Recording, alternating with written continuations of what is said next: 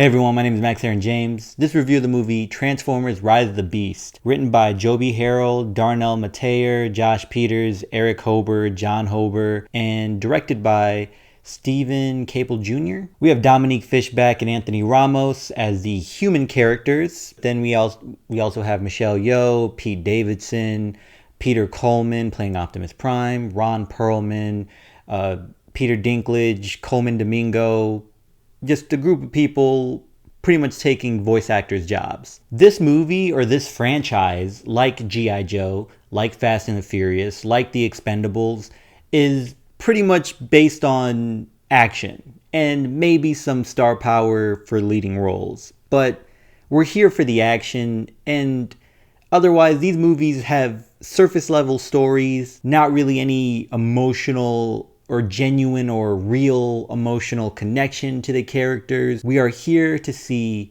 people get their butts whooped, here to see explosions, here to see some corny jokes, and overall maybe have a fun time at the movie theater. Having Fishback and Ramos initially feels like a waste, but this is an international franchise, a very popular one, so it's a good look. You have eyes on you, and they probably had a good paycheck. So I am actually happy for both of them for being able to be a part of this franchise, even though it's not great. Then Anthony Ramos's brother in this movie felt like Dom Toretto Jr.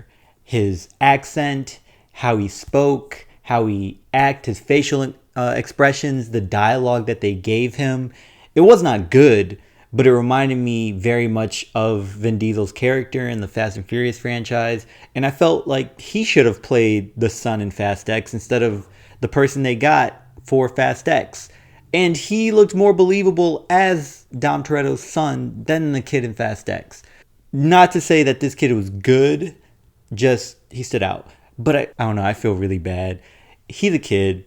There's always room to improve, especially at that age. I feel very mean. There's always room to improve at that age, so that is all I will say. I feel I already said too much. And this idea of having humans in these movies, I always ask why. I know that there were characters in the cartoon, maybe in the comic books as well, and this idea or this justification that the audience needs a human or a person to connect with is BS, because we have plenty of movies and shows where humans do not exist, humans are not part of that world, humans are not a thing, and humans are not part of the main cast, but we still connect and we still enjoy these shows. I mean, Teenage Mutant Ninja Turtles is coming out.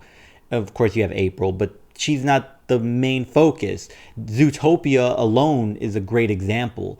And Elemental is coming out.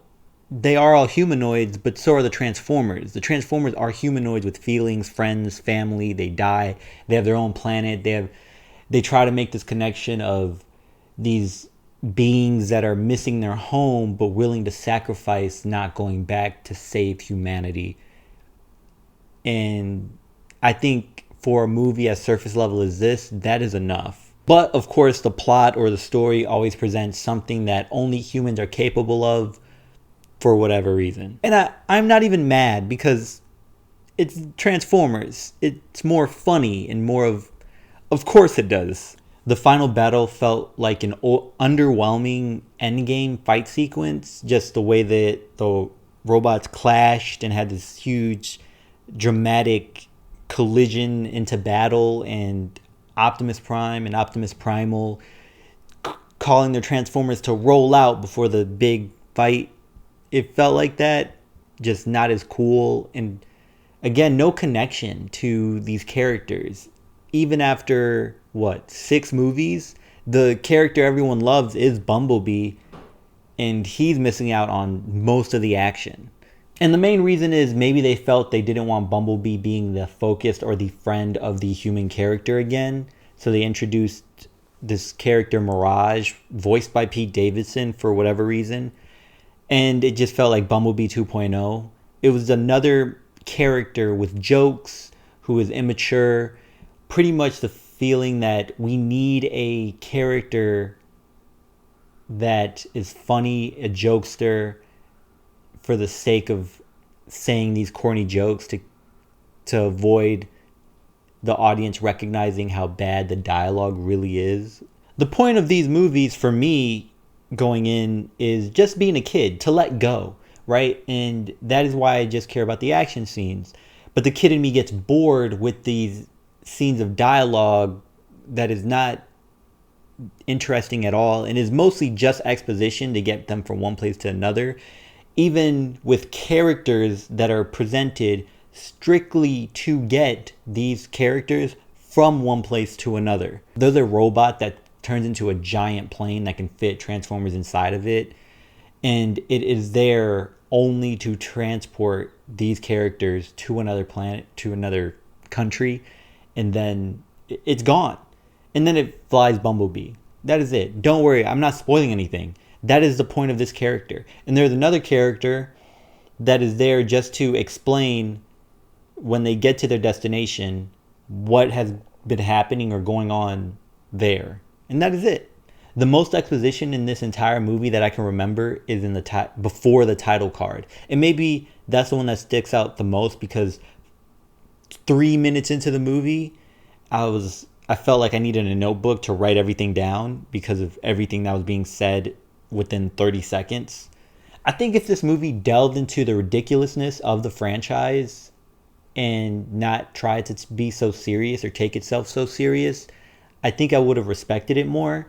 And I think part of it taking itself seriously was casting such great actors to be voice actors. And I would not believe that is for the sake of putting people in seats, because Transformers is Transformers. It will always have a huge audience, especially outside of the United States. So that was not necessary, but it brought these actors in, not only to take away voice actors' jobs, but to present some idea of maturity, maybe. That's the only way I can see it. I don't know if y'all heard that. My stomach is growling. I need to eat. I wanted to get this review out the way. It was not until the end that I was like, okay, now they're delving into the ridiculousness. But that is not until the end. And still, it kind of made me excited for the sequel, just because I want to see how goofy it's going to be. Anyway, that's all I have. Have you seen it? What did you think about it? Let me know in the comments below. And until next time, y'all take care of each other. Check up on one another. Make sure to check up on yourself. And remember, potential has no limit.